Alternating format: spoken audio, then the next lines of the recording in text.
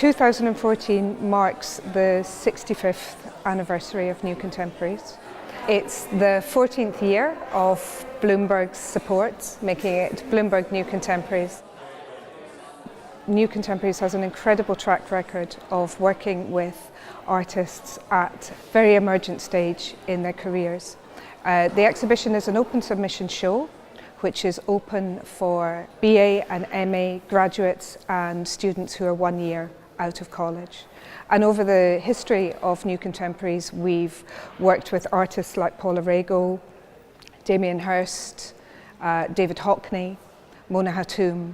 Their work has all been seen first in the New Contemporaries exhibition. And one of the critical things about the show is that it contextualises work for the first time outside of art school. Bloomberg New Contemporaries 2014 was selected by 3 artists, Enrico David, Marvin Gaye Chetwynd and Goshka Matsuga. And I think that you have traces of their practices, their individual practices, very present in the exhibition. The first section of the exhibition that we're standing in deals with identity, explorations of identity, both female and male. We have elements of collage, which we see behind me in Henry Hussey's work Crescendo.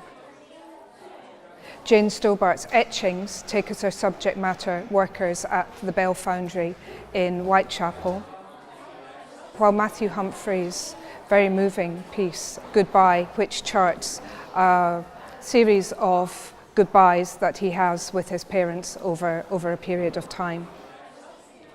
We also have Marie Voyate-Jacotis's work, which is a series of 60 framed drawings that explore what it's like to be a young female artist living and working at this particular moment in time.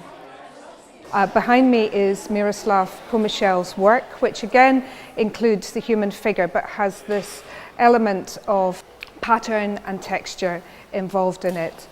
Also included in this space is Emily Motto's A Bodily Capacity, which involved feeding handmade Play-Doh through a constructed frame in the space over a number of hours. So this idea of performance, of the body, of the work's relationship to the body and the relationship to materiality is something that's key and important that comes out in the exhibition. And upstairs in the smaller gallery we have a grouping of works that are very much refer to bodily, visceral quality to them. We have Athena Papadopoulos's painting, which is made from t-shirt material, which again is worked over and appliqued with other elements of fabric, and onto that is applied materials that again kind of very definitely deal with ideas of consumption, while Ian Tricker's sculpture, Gravity, again has a real kind of material quality. The elements of it are kind of dripping and oozing down from it.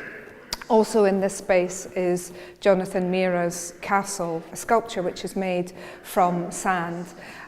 This is one of a series of 3 works that were actually made on site. So behind me is Matt Copson's Reynard with a Vengeance, which is a work that very much deals with ideas of language and narrative. Matt channels in his work this figure of Reynard the fox, who is a character that appears sort of throughout the history of English folklore. But Matt updates this story to contemporary South London. In the larger space upstairs at ICA, we're showing a grouping of work which is brought together by medium. There are 24 artists in the show that are working with moving image, and in this space we are showing 22 works. Some of the shorter works that are maybe slightly more abstract in nature are included in a show reel, while on the monitors we have a group of works that deal with politics, very broadly, we have Penzance, looking at particular situation for people who live in the high Himalayas. We have Marco Godai's work, which is looking at Spain, post-economic collapse, and Camille Summers-Valley's work, which charts the plight of Navajo communities living in Arizona.